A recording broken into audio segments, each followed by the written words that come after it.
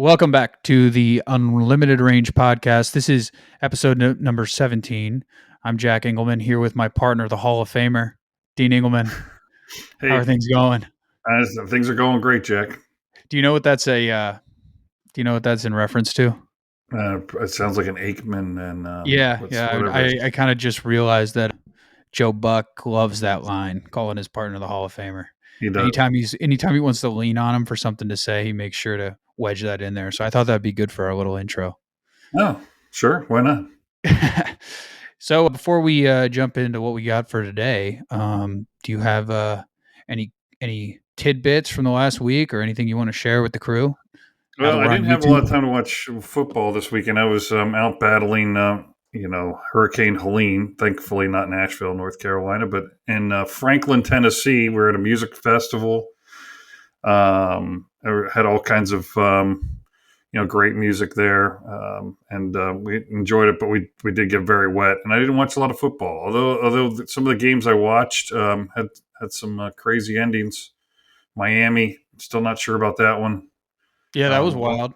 How about? Washington and UC missing field goals at the end. Well, unfortunately, I missed. I was at a birthday party and I missed. I missed a good chunk of that Georgia game, but that was pretty wild. And you know what's crazy is like they keep obviously it's been all over everywhere, so everybody knows now. But I can't believe that one cat for Alabama is 17 years old. the receiver that caught that Yeah. last touchdown. Yeah, I think his that's name's Ryan Williams. Shout out Ryan Williams on the Unlimited Range podcast if you're listening. That's crazy. that was a crazy game. I did catch about the last quarter of that, and yeah, I thought Georgia. I had a question for you. If they said Georgia had made the biggest comeback in team history, and then they're like, well, I guess there goes the comeback. In order to be a comeback, do you have to win? Are you talking officially or like my opinion on it? Either way, they did come back. They came back and took the lead. So isn't that a comeback still, or do you have to come Well, back and that's take why I the lead and wanted. hold on to it? Yeah, that's kind of why I was looking for clarification because my interpretation of the actual comeback rules is you do have to win. Apologies for the dogs barking for you, the YouTube crowd. Maybe we can edit that out. But yeah, I think you have to actually win for it to be considered a comeback. But I do think you should get at least a pat on the back for coming back even if you don't win because that was pretty impressive. At least made it a game because it did not look like a game early. I'll tell you that much. Yeah, that's what I saw the whole game. It seemed like they were down. We were at the concert, but got back and I watched the last bit of it. It was an exciting game. Yeah, so there was some good football on this weekend, and I think that's a good way to segue a little bit. I will say that I will say this. It is exciting that this year we don't have to already be talking about who may have played themselves out of the championship playoff in college football. I think this if this happened last year, all this conversation this week would have been, well, is Georgia now out of the top four to get into the playoffs? And so now they're clearly not. But last year they may have been, and that would have taken up a lot of energy. That's wasted energy, honestly. And I think Utah losing opens up a bye for the Big 12. So maybe who's the best Big 12 team out there? I don't know. I on anymore. I don't. I don't really even keep track of who's in what conference. It's too difficult. Colorado and BYU are right now in the driver's seat in the Big 12, but it's very, very early. But Yeah, I think I'm interested to see how this playoff format kind of shakes out in the long run. I do think early on it's definitely I think cool to see some of the matchups you probably wouldn't have otherwise seen this early in the season. Because I feel like that's the one thing with college football that people who don't really like to watch a lot of it, I think is a valid criticism, especially in years past, is the scheduling stuff and teams avoiding playing anybody of relevance, you know, pretty much as long as they possibly can. So yeah, it has been exciting. And I think we'll segue here too as well into our let's cover our picks from last week. I'm okay. on a heater. I'm on a heater. I took the I'm 3-0 even though we're 4 weeks in because we missed week 2 I think. So I had the Jets, and I got to say I didn't watch really any of the game because from the final score it was garbage. I caught a couple of the plays on red zone, but I think there was only like one touchdown, so I think it probably only popped up once or twice. But yeah, I had the Broncos +7, I think it was, and they Wow, actually won they outright. went straight out. Yeah. So that looked good. Well, and I had Kansas City. I did not take Kansas City. I took the Chargers, was +7.5, and I didn't get to see a lot of that game. But the Chargers lost only by 7, so I snuck through there. And then head to head, Yeah, and we they had a had chance to. They had their chances too. That was kind of a, if you're an anti Kansas City guy more than you're a Chargers fan, that was kind of a tough one to kind of watch a little bit there because the Chargers definitely had their cracks at it and just kind of couldn't break through. It's kind of yeah. I frustrating. mean, there's a lot. I mean, honestly, there's a lot more questions than answers after 4 weeks of the NFL season. I think that the Chiefs are, barely scraping by. Patrick Mahomes is not playing well. Travis Kelsey is thinking about the Eras tour, I think, and there's a lot of injuries there. Jim Harbaugh, not sure how good he's looking. Really, I mean, Herbert is not playing well. He's hurt, so that's another thing. And then, the teams that got off to a good start, like the Saints, lost to the Falcons. The Falcons are, a little bit trending up in the right direction. Seahawks go down; they're off the undefeated list. And so there's a lot of questions. San Francisco really not playing well either. They have hopefully a game this week where they'll make it up against Arizona coming up, but you never know what you're going to get when you get Arizona either. Yeah, and I want to kind of respond to that, but let's first before we get too far into our conversations, let's bring it back to the unlimited range trivia question of the week, Hmm. sponsored by Dean Engelman and also sponsored by Big Gulp.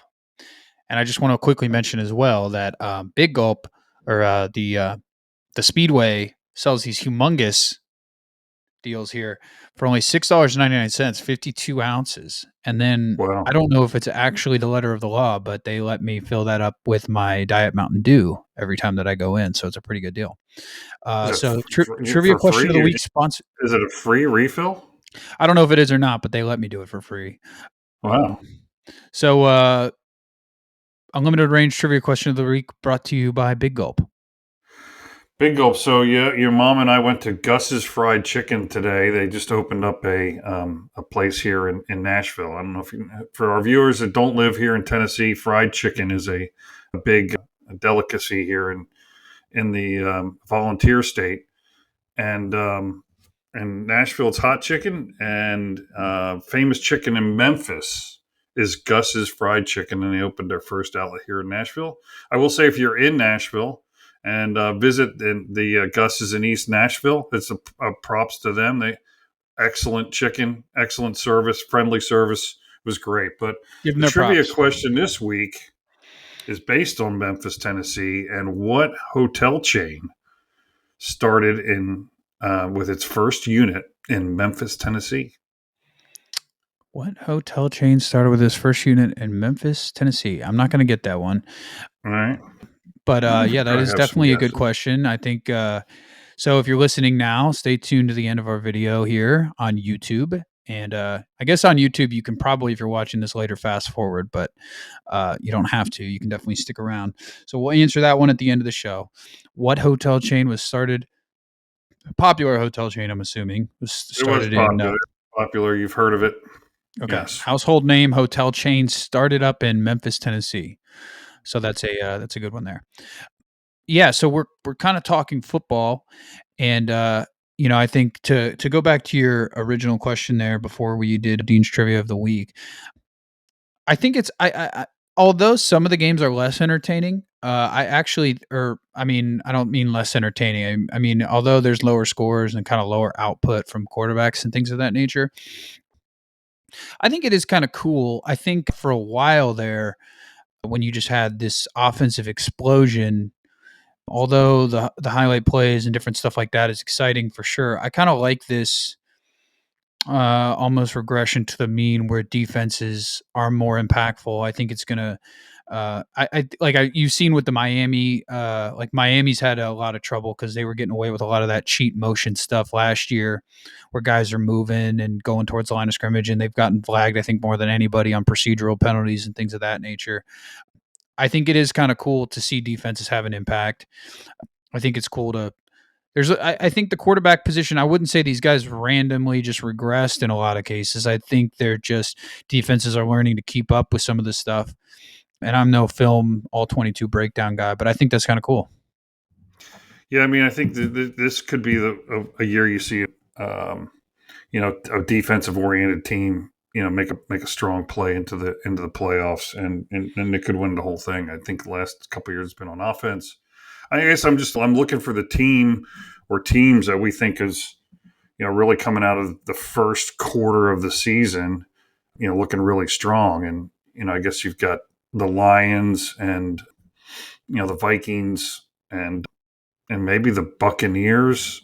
Beyond that, I don't know in the NFC who's really playing well. Not really too many teams, and 49ers definitely aren't.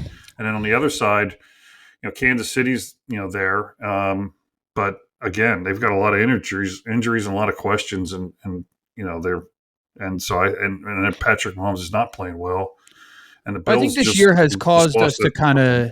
I think this season early, and again, it's early, but I think this season has kind of caused us to.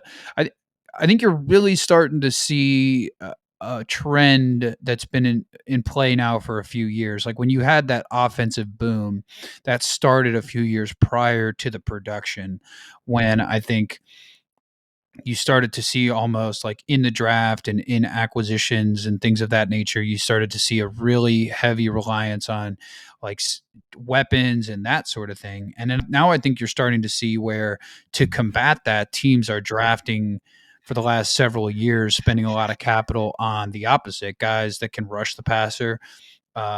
Really, I don't remember years ago seeing like guys come into the league at like corner position, for example, who are like ready to play very early. That was like typically a position that took you a couple years to learn the ropes and to be up to speed at the NFL level. And now you're seeing guys coming in that are just really good, really fast at some of these defensive positions and some of these guys that can play multiple positions. So I think that part of it is just starting to catch up a little bit, but I think offense is going to win out eventually. You're going to just figure out how to adapt to some of these things. But yeah, and I think that's a good segue too. We've got our picks of the week for this week. So I'm 3-0. I Actually, think just you're before you go there, just for fun, quarter point in the season, who do you think? Who's your Super Bowl teams out of the NFC and AFC? I can't do it yet. I think it's just too early because I think I agree. it's just too early. I think there's teams that I said this in one of our earlier episodes. I think like I'm not going to call a team that's looked good at this point like a fraud, like the Vikings, for example, because I think they've done some really good stuff. Do I think they're necessarily going to just continue to torch the league? I don't think so. But if we see 3 or 4 more weeks where they continue to look really good, then then they might become a team I really like or whatever. And then there's other teams that I think are just still figuring it out. Like I said, we talked before. I think we're going to avoid mostly Eagles stuff this week because everything's been said. They're one of those teams, and some of these teams that are you expect to be good are kind of having a hard time right now, and time will tell with injuries and different things like that. So I think probably let's just float this. Don't hold me to it. I think maybe we'll do like week 8. We'll do like a okay, now half the season's over with. Let's do like our pick for the Super Bowl or whatever. Yeah, I do think one thing that's I think interesting with where we're at right now is that I think out of the top 8 teams that I have, that Kansas City, Minnesota, Buffalo, Detroit, Tampa, Seattle, the Ravens, and the Houston Texans, they all have a very solid defense, respectable defense, and a lot of guys like D'Amico Ryans, Todd Bowles, Brian Flores, Aaron Glenn, young guys, and a number of young guys running a defense, and doing it in a different way. Spagnuolo clearly is a really good defensive mastermind. So I think you've got a lot of defensive. I think defense is the first thing coming out of this first part of the season that I think is really is the headline coming out of going into week 5 for me. Yeah, So I agree with that. let's get And, on let's get on to yeah, so let's get over to our picks of the week here. And again, I'm 3-0. Even though we've been through 4 weeks, you're 2-1. So I think you hit your last two in a row. You just missed the mark I a little have bit there on week yeah one. So we have our individual picks, and then we have our head-to-head pick of the week, which I think I'm going to be a little bit more rigid on this week because I didn't do a ton of research for our head-to-head last week, and I think I picked Dallas, you picked New York, so you ended up winning that one. So I'll start it off here with my pick, and I have to admit, kind of going along with what we're saying here, uh, just a minute ago, is that I think a lot of these spreads seem pretty tight because I think there's a lot of teams that are kind of in the same area. So I was looking through it, and I there wasn't really sure there was a ton of stuff I liked, but I settled on, I think it's risky, but I think I'm going to go with the Jets money line, and they're actually underdogs. They're a 2.5. I have them right now as a 2.5 point dog. yep I guess I could take the 2.5, but I think I'm just going to go out on a limb here and take them to win. I'm not, and this is not an anti Vikings take either, because again, I'll say it again. I think a lot of the stuff they're doing seems legit enough, and I like the addition of Aaron Jones. I'm not really sure why the Packers just let him walk. And obviously, Justin Jefferson is a maniac. So I'm not saying it's going to be a walk in the park, but I will say the Vikings' pass defense has not been incredible to this point, and I think the Jets' defense should be fairly good against them. So I think it'll keep them in the ball game, and I think Rodgers might go crazy here and get some Garrett Wilson going, and I think I'm going to take the Jets. I'm just going to take them outright. yeah some interesting storylines there. I mean, clearly Sam Darnold spent a couple years in New York Jets uniform, so there's some Sam familiarity Darnold there. revenge game is what you're saying? Sam Darnold revenge game, and obviously Aaron's played the Vikings quite a few times, and has probably broken their hearts a few times as well. So I think there's a lot of lather on the Viking side to go out there and win this game and stay undefeated. So I think it'll be interesting game. But that's not our head to head. My this week is I'm looking at Miami going to New England. Miami gets 1 point. They they should be getting more because they're not good and they're looking worse. So I'm going to take New England and I'm going to give the 1 point at home. That feels like a steal. So I probably am wrong Well, here's on the this thing. one. It's funny to phrase the New England Patriots in their current form as a steal on the winning side, but I can't disagree with you on that. I'm not sure I've seen a worse product in my life than what the Miami Dolphins are doing right now. It's absolutely atrocious. And it's not like my real bets per se where I'm like actually researching whatever, but like I just like to put $5-10 down on especially like primetime games, because I just enjoy watching and kind of following along. And that might have been the most miserable experience the other night with them playing the Titans. I think like I took a couple of the different guys to do things, and it was like Devon A. Chan was going backwards in terms of yardage throughout like the entire game. It was like he had 12 yards, then he had 10, then he had 8. I just don't know what the heck they're doing. So I would probably back you on that one. I wouldn't place a bet on Miami and against whoever. There's no way. There's no way. I can't see that. They might, to me, be the worst team in the league. I It's still bad. think the Panthers. The Panthers. I did look at that game for a minute. They're getting 4 points to travel to Chicago. I feel like that's going to be probably a pretty good game. Andy Dalton's looking great. There's The probably a rifle. conversation. There's probably a conversation to have. These aren't necessarily comeback players of the year, but between Baker and Geno, Jared Goff, who's been playing pretty consistently, although he went 18 for 18, I'd give him unlimited range player of the week last week. Oh, are we doing? Let's do unlimited range player of the week because I was just about to say something here. So yours is who's your giving I'm yours going to to? give it to Jared Goff. I mean, he didn't get a game ball from Dan Campbell, but he went 18 for 18 in the game, and that is just not missing. That is unlimited. That is the It is definition of unlimited unlimited range. range. So Jared Goff, unlimited range player of the week. We should. I don't know. We should. That'd be cool if we could get some recognition one day down the line when we're past this 17 viewer threshold. It could be like Yeah, a pop culture thing. I'm gonna give unlimited range player of the week to Derek Henry. Just I mean, yeah, that is it's crazy that a man that size can move that way. I don't I think the whole like when they do the whole like tracking thing, I think that's like stupid. I don't really right. buy a lot of that stuff. But sometimes it's interesting. Like I forget who off the top of my head, but they put him up on that run, I think against like somebody who's just like notoriously really fast.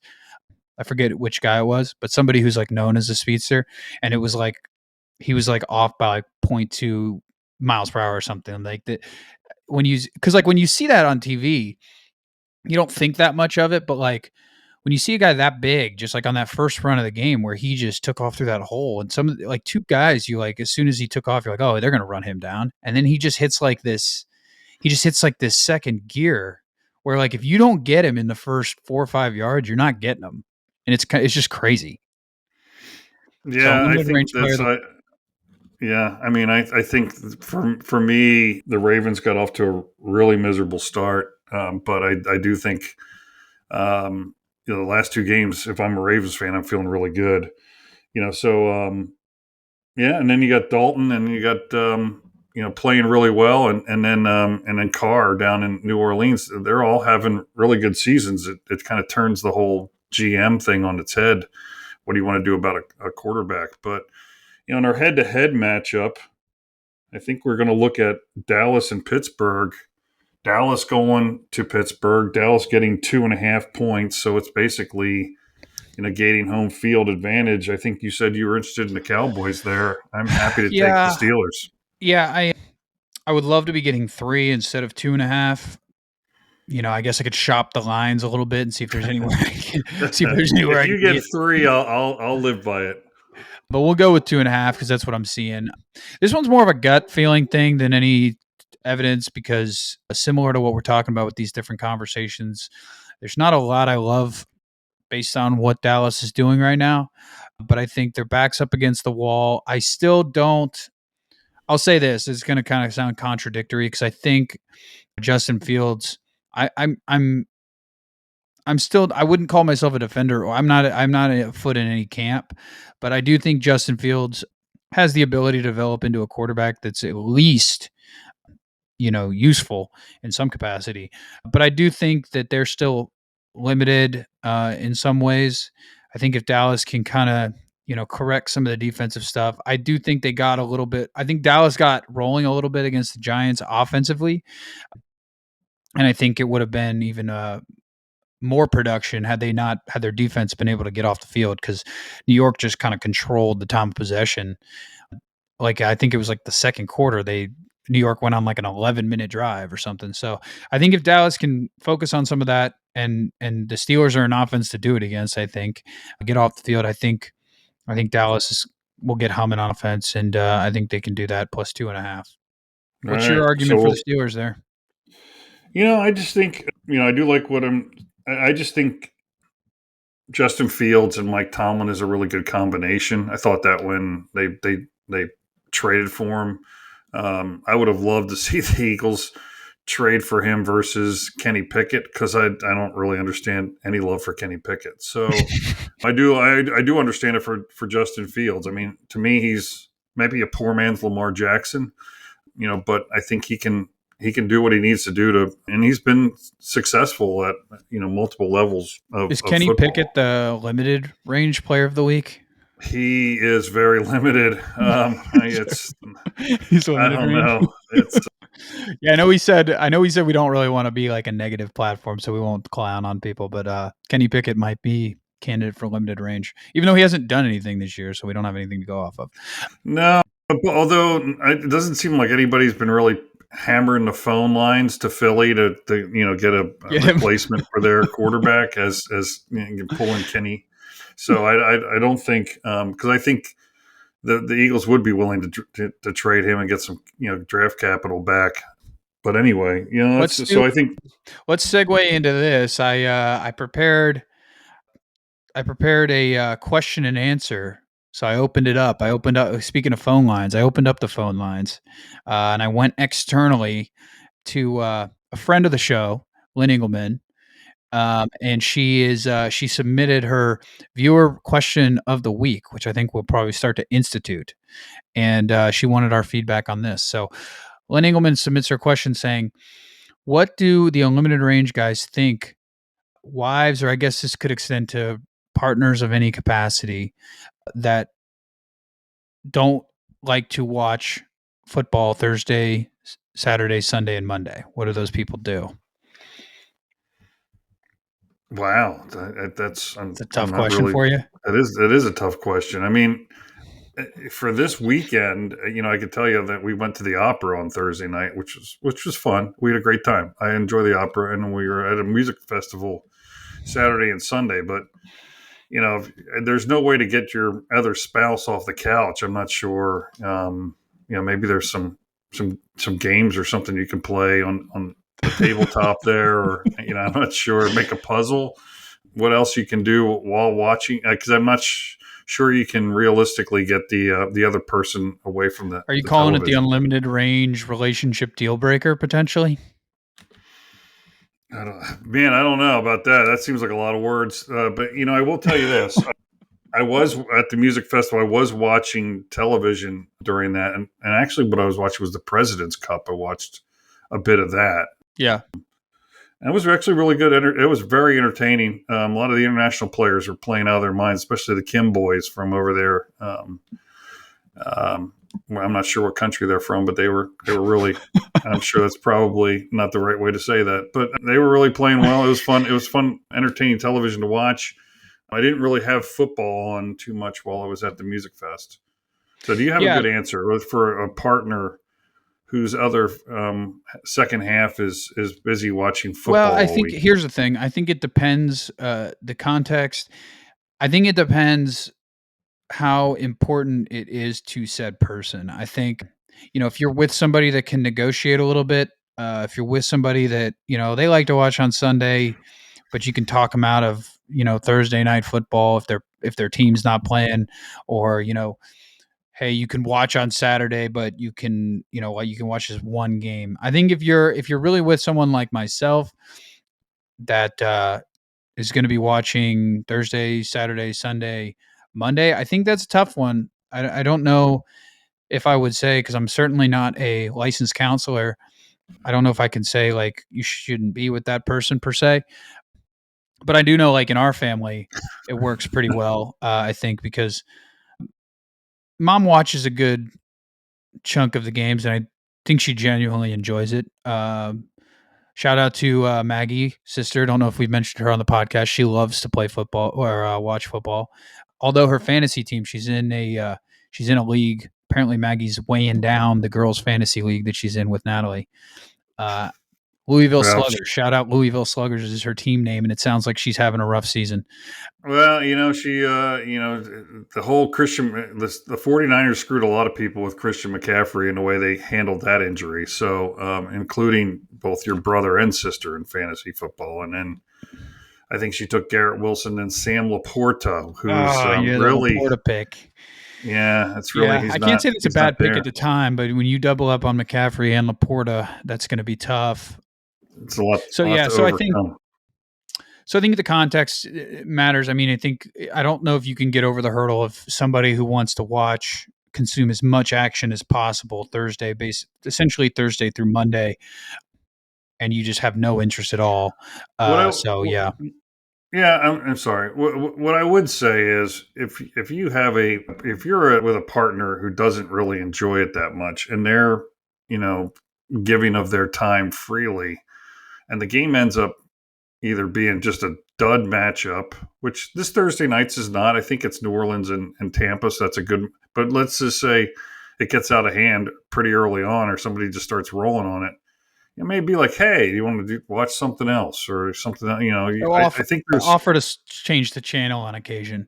yeah, like this weekend, the birds are on by. So I'm like, you want to go to Cincinnati? I got no, that's great. Let's go to Cincinnati. I'll watch that. And we're actually going to go visit some friends and watch some football there, probably Bengals and Ravens. But But you're cool yeah, with I'm that. like, it's a bye week. I don't need to watch, all those other games. I'll try to, You put your time there's elsewhere. always an opportunity to find a downtime, and now you've got you can get it on your phone. So I watched the second half of Penn State at the Music Fest and watched them do some work with Illinois. That was a good game for them. So yeah, I think Yeah, so if if you you're can so go limited ahead. ranges advice is essentially, try to compromise a little bit, offer to change the channel if it's a bad matchup. And then on the other side, if it's a great matchup and you're the person who doesn't want them watching, just maybe respect the matchup a little bit and, do some tabletop games or I don't know, maybe whip up. I think one thing. This is maybe we'll pivot here, but I think this just popped into my brain. I think one useful piece of advice. I think Maggie likes this a little bit. Is find an associated hobby, such as making a nice little meal to eat, like a appetizers thing while you're watching the game. That could be fun. Or maybe you do like make your favorite drink and then drink it while you're watching the football game, or do something like that.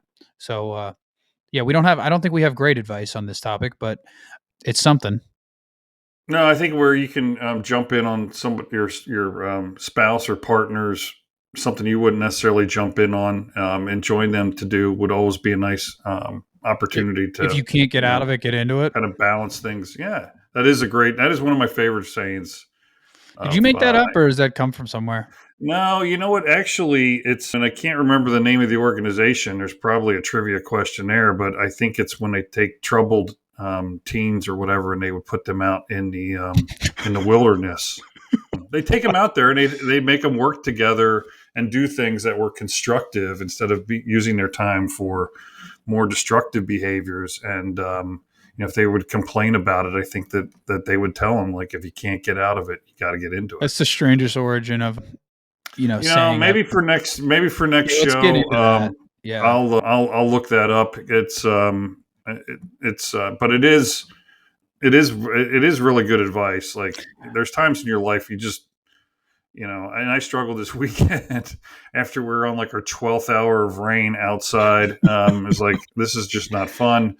It was a struggle, right? But sometimes you got to look Just at it and go. figure out how do I change my mindset, because the environment's not changing. The only thing that's going to change is my mindset, either positively or negatively. Yeah, I agree with that. Okay, yeah, we'll dive into that one next week because my whole life I kind of thought that was something you made up, and I certainly didn't think it was about a bunch of wilderness degenerates or anything like that. So, but yeah, we'll table that one for next week, and then let's finish it out here with your trivia question of the week. So run it by us one more time, give it to us again. So this hotel chain, popular hotel chain, started with its first hotel in Memphis, Tennessee. Okay, let's think. We're going to be rivaling Aflac here pretty soon with our trivia. You know how they do that on college football, Aflac trivia of the week. Yeah, yeah. I That mean, could be some our of those are thing. pretty. Those athletic Yeah, trivia they're tough. questions. Yeah, they What are do you tough. want to hint? I'm gonna say like I know I have to guess, but I think there's one that like I can't really think of the name, and I think it might be it, but but it's not on the tip of my tongue right now. So I think I'm gonna go outside the box. I'm not thinking it's like Hilton or somebody like that, and I'm not thinking it's Hyatt because for some reason I feel like that started in Indiana. Uh, Even though that's probably not right. I'm gonna go with the Red Roof Inn. No, I'm sorry, that's not correct. But if you had stayed there last night, you might know the answer to that. If I stayed where? At the Holiday Inn. Is it really the Holiday Inn? Holiday Inn is their first. The guy was on a road trip out to the east and had horrible places to stay, so he decided he's going to go back to Memphis, and start his own hotel, and it became the Holiday Inn of I think of America. But they do have that tagline. I'm not a rocket scientist, but I did stay at a Holiday Inn last night, so I that's like the Holiday Inn. I've had a good experience there. I think I've been there a couple times, and usually they're a little bit like it's. I wouldn't. It's not budget per se, but it's not like the top tier. And yeah, I think the last time when I just went down for a basketball tournament over the summer, I think we stayed at a Holiday Inn and we had a good experience there. good time. They used to have something that was called a Holiday Dome, and The they Holiday was part of Dome. the it was part of the it was like a giant playland at the hotel, and so you would go in and stay there, and they had a pool, and they had like all different kinds of games. Sometimes they had miniature golf. Oh, It you was know what? I have a strange memory that now that you say that, I thought, you know how you have memories sometimes you think aren't real because you just can't. No one ever like really says anything about it, and you just kind of like have this weird. I think we did that going to Maryland once. there is I think there's one right outside of Baltimore where we stayed, and I'm drawing a blank on the name of the town. I think that's where nearby where Levi grew up, but yeah, right there somewhere. I think there is a Holiday Inn that has a Holiday Dome, or at one point did. So So yeah, guys, if you can ever find yourself a holiday dome, if you're going on travel, especially if check you it got out. And kids. I would read the reviews first. It might be a little run down, but Well, if it's not, that's kind of my memory, and I don't want to insult. I don't want to insult whatever we were doing back then, but I kind of my memory of that experience is that the hotel itself was not very nice, right? and then it was kind of like decent but not great, kind of in poor shape. And then they had a pool, and then they had a holiday dome. But I mean, I think when you're that age, because I probably was under the age of 10, if it's got a holiday dome, you're probably all set. I would think. Yeah, no, I think that's the way to go, man. So Yeah. Okay. So we'll if have to you look that up. answered, If anybody has stayed at a Holiday Dome or has had that experience, please leave that in the comments. We'd love to hear about it. oh yeah, we can do that now. We can tell people to comment back. So yeah, if you have stayed in a holiday dome, leave us a little thing and tell us your experience. And that's the answer to the trivia question: the Holiday Inn, established in Memphis, Tennessee. So yeah, I think we can wrap it up here. Do you have anything else for our viewers here before we go? Not this week. Not this Have a week. great week. All right, so we're gonna have more trivia for you next week. We'll give you the results of our picks of the week, and go check us out on YouTube, Unlimited Range Podcast. We're trying to break that 50 view threshold, and I think our goal first for subscribers is 25, so we're on our way there. So check us out, subscribe, and we will be back with you all next week. See ya.